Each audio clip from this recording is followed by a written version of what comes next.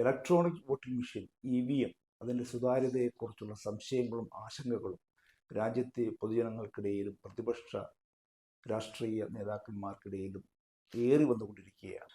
കാസർഗോഡ് കഴിഞ്ഞ നാൾ നടന്ന മോക്ക് ടെസ്റ്റിൽ ഇത് പ്രകടമായതായി പറയപ്പെടുന്നു. തന്നെയുമല്ല, കഴിഞ്ഞ ദിവസം പത്തനംതിട്ട ജില്ലയിലും EVM മെഷീൻ ടെസ്റ്റ് ചെയ്തപ്പോൾ അതിലും ഈ പ്രതിഭാസം പ്രകടമാകുകയുണ്ടായതായും പറയപ്പെടുന്നു. ഏറെക്കാലമായി നമ്മുടെ നാട്ടിലെ ജനാധിപത്യ വിശ്വാസികൾ ആവശ്യപ്പെടുന്ന ഒന്നാണ് സാധാരണ മറ്റ് പല രാഷ്ട്രങ്ങളിലും നടക്കുന്നത് പോലെ പേപ്പർ വഴിയുള്ള തിരഞ്ഞെടുപ്പ്, ബാലറ്റ് പേപ്പർ ഉപയോഗിച്ചുകൊണ്ടുള്ള തിരഞ്ഞെടുപ്പ് നമ്മളെക്കാളും ഏറെ മുന്നിൽ നിൽക്കുന്ന രാജ്യങ്ങൾ അമേരിക്ക, ബ്രിട്ടൻ, ജപ്പാൻ, UK തുടങ്ങിയ രാജ്യങ്ങളിൽ പോലും ഇത്തരം സാങ്കേതിക വിദ്യകളെ അവലംബിക്കാതെ തിരഞ്ഞെടുപ്പുകളിൽ പഴയ കടലാസും പേനയും ഒക്കെ തന്നെയാണ് ഉപയോഗിച്ചു വരുന്നത്.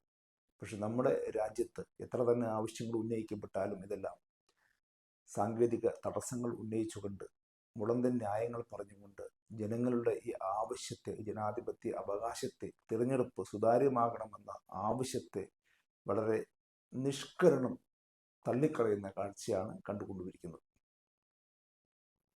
പോൾ ചെയ്യപ്പെടുന്ന വോട്ടും വിവിപാറ്റ് രസീതും ഒത്തുനോക്കുന്ന ഒരു സംവിധാനമാണ് ഉള്ളത്. അത് പക്ഷേ ഒരു പാർലമെന്റ് മണ്ഡലത്തിൽ തിരഞ്ഞെടുക്കപ്പെടുന്ന ഏതാനും അസംബ്ലി മണ്ഡലങ്ങളിലെ ഏതാനും ചില വിവിപാറ്റിലെ പേപ്പറുകൾ മാത്രം എണ്ണി തൃപ്തിപ്പെടുത്തുന്ന ഒരു അവസ്ഥയാണ് നിലവിലുള്ളത്.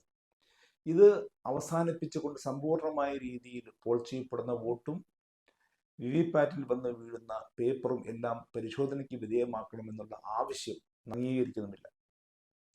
മറ്റൊരു ചിഹ്നത്തിലേക്കും പോകാതെ താമര ചിഹ്നത്തിലേക്ക് മാത്രം വോട്ടുകൾ പോയിക്കൊണ്ടിരിക്കുന്ന ഈ പ്രത്യേകതരം തകരാറ് വല്ലാത്ത ഒരു തകരാറ് തന്നെ.